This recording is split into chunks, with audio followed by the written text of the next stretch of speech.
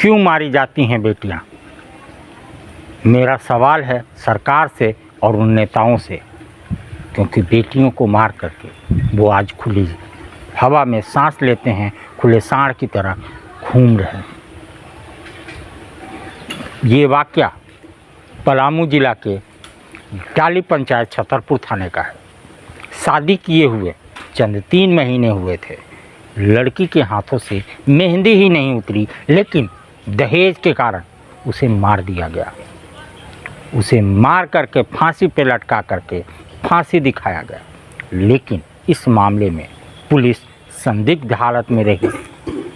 जब हमने फ़ोन करा, एसपी ने फ़ोन करा, तब वहाँ सर के निकलते हैं और इस संज्ञान मामले को संज्ञान में लेते हैं। तो ये है यहाँ की पुलिस, और अभी तक संदिग्ध है, क्योंकि वहाँ लड़का खुद जा कर के सरेंडर किया, तब जा कर के उसे जेल मिली। बाकी आइए हम उनके परिजन से जानते हैं। परिजन गया जिले के डुमरिया थाना के कर्मा गांव के निवासी हैं, जो अपनी बेटी की शादी बड़े धूमधाम से अच्छी खासी दहेज दे करके की थी। डोली में बेटी को सजा करके भेजा था। क्या पता था कि अर्थी उठाना पड़ेगा 3 महीने। तो आखिर इन कातिल और गुनाहगारों को कब सज़ा मिलेगी, ये एक सवाल है प्रशासन के ऊपर और हमारे समाज के ऊपर, जो बेटियों को जला दिया जाता है दहेज के लिए, फांसी चढ़ा दिया जाता है दहेज के लिए, जहर दे के मार दिया जाता है दहेज के लिए। को बड़े शिद्दत से विदाई की, इतना नहीं पता था कि लड़की को कांधा भी देना पड़ेगा। क्या कहना चाहते हैं? क्योंकि घूमते खड़े हो जाते हैं, क्योंकि हमारा बेटी के तो चली गए और खर्च ढूंढने चल गया। ये उसी करवा ये हुआ है, वो चाहिए। ये लड़की के बाप हैं, बोल नहीं पा रहे हैं। आखिर बोलेंगे कैसे, आवाज़ कैसे निकलेगा? क्योंकि बेटी को इतने धर के शादी किया और वही दुनिया में नहीं है। कैसी बेटी कैसी थी, ये बताइए थोड़ा सा। बेटी तो इतना फैसला बढ़िया बेटी है, तो अब कर्ज महाजन करा के दिए करेंगे।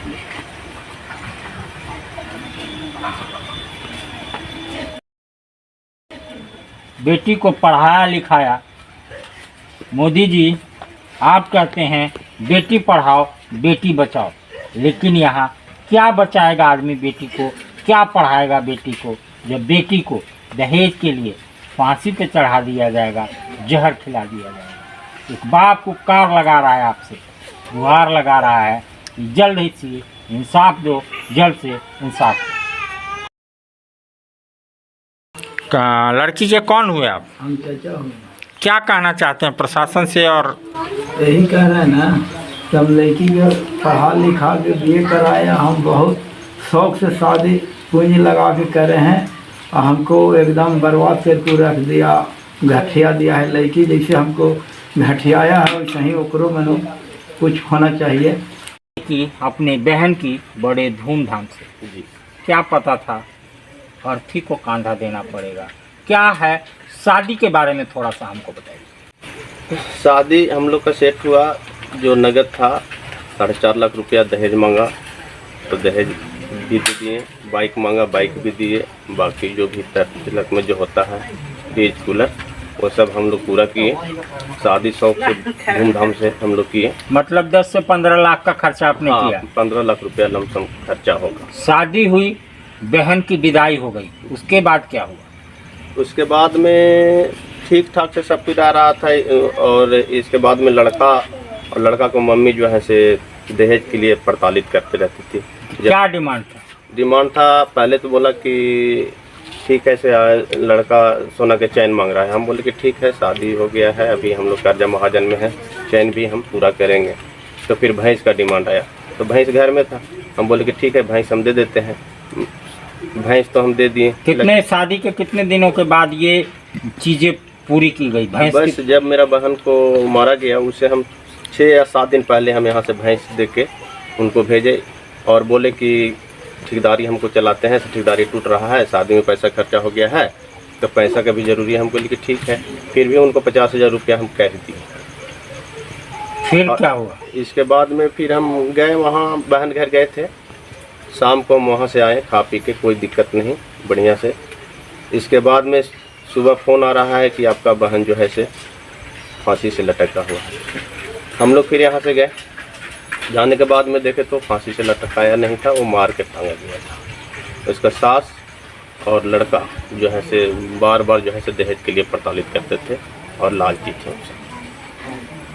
क्या हुआ फिर? पुलिस थाना क्या किया आपने? क्या?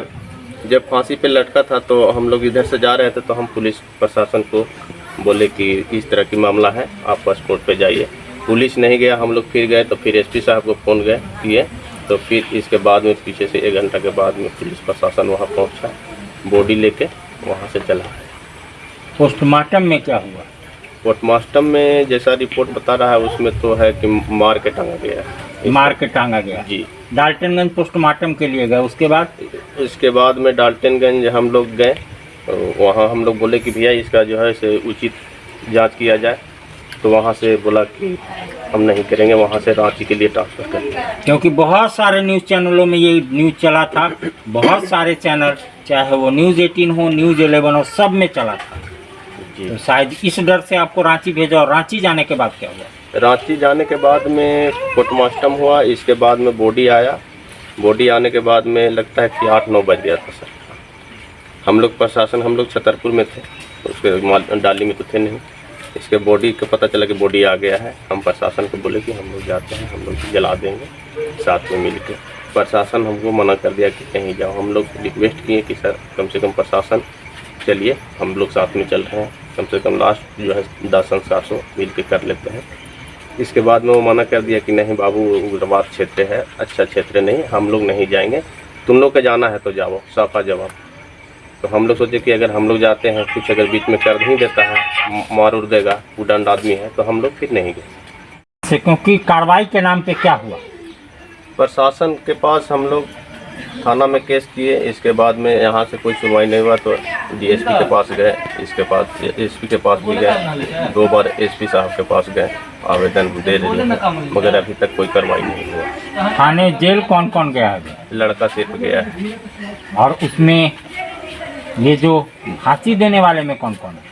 फांसी देने वाले में उन लोग जो है, लड़का का मम्मी है, लड़का का पापा है, लड़का है, लड़का का नाना है और 2 उसका भसुर है। ये सब मिलके इस काम को, सब मिलके ही इस काम को जो है क्या चाहते हैं प्रशासन से? प्रशासन से है कि मेरा जो है उचित कार्रवाई किया जाए। लड़का पक्ष, लड़का का जो भाई हुई है, उसका नाना जो है, उसका घर वाले जितने भी हैं, वहाँ से हमारा जो है से धमकी आ रहा है। हम प्रशासन को बताए कि देखिए सर इस तरह की बात है, आप उन लोग को एडजस्ट कर लीजिए, क्योंकि वो बोलता है कि हमारा पहुंच बहुत ऊपर तकला है, थाना पुलिस जो है से हम सब मेरा मैनेज है, तुमको जो करना है से कर लो, न तो मैनेज करो। इस तरह का जो है से जान से मारने का भी धमकी देता है। हम जो कि डीएसपी साहब को भी बताए हैं और थाना में भी बड़ा बड़ा भी बताए हैं, फिर भी जो है से कोई कार्रवाई नहीं हो रही। नमस्ते, प्रणाम, जय माता दी। मैं आपकी अपनी गायिका अनुपमा यादव और मैं आप सभी के बीच आ रही हूँ न्यूज बाइस्कोप के बहुत ही स्पेशल संगीतमय कार्यक्रम में, सत्य, शिव और संगीत में। दिनांक 27 अगस्त को आपके अपने शहर बाबा भोलेनाथ की नगरी देवघर में। तो आप सभी का इंतजार रहेगा, आप सभी जरूर आइएगा इस कार्यक्रम में। जय माता दी, हर हर महादेव।